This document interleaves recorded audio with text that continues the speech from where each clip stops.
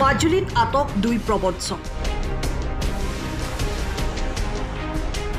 ভুৱা পৰিচয়েৰে ধন সংগ্ৰহ 2 প্ৰবঞ্চকৰ। মাজুলীত 2 প্ৰবঞ্চকক আটক কৰে মাজুলী আৰক্ষীয়ে। মিছন বসুন্ধৰাৰ বিভিন্ন হিতাধিকাৰীলৈ ফোন কৰি ধন সংগ্ৰহৰ জাল পেলাইছিল প্ৰবঞ্চক দুটাই। সাৰ্কুল অফিচাৰ কৰ্মচাৰী বুলি পৰিচয় দি ধন সংগ্ৰহৰ চেষ্টা কৰিছিল প্ৰবঞ্চক দুটাই। হিতাধিকাৰীৰ পৰা প্ৰচেছিং ফিজ হিচাপে 2-3 হাজাৰ টকা বিচাৰি প্ৰবঞ্চনা কৰিছিল প্ৰবঞ্চকে। অৱশেষত তেজপুৰৰ পৰা মাজুলী আৰক্ষীয়ে আটক কৰে আছাদুল ইছলাম ওৰফে ৰাজু দাস আৰু হানিফ আলী। ইতিমধ্যে মাজুলী আৰক্ষীয়ে এক গোচৰ ৰুজু কৰি ন্যায়িক জিম্মালৈ প্ৰেৰণ কৰিছে। কিমান পইচা লৈছিল? পইচা দিয়াই নাই। 2000 কিমান? 2000 কিমান? 3000। নামটো কি? ক'ত উঠাইছিলি? হা?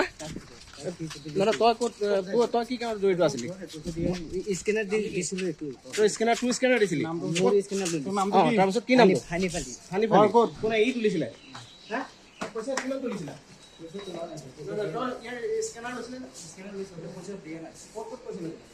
সময়ৰ খবৰ সময়ত পাবলৈ ফলো কৰক টাইম অফ আছাম।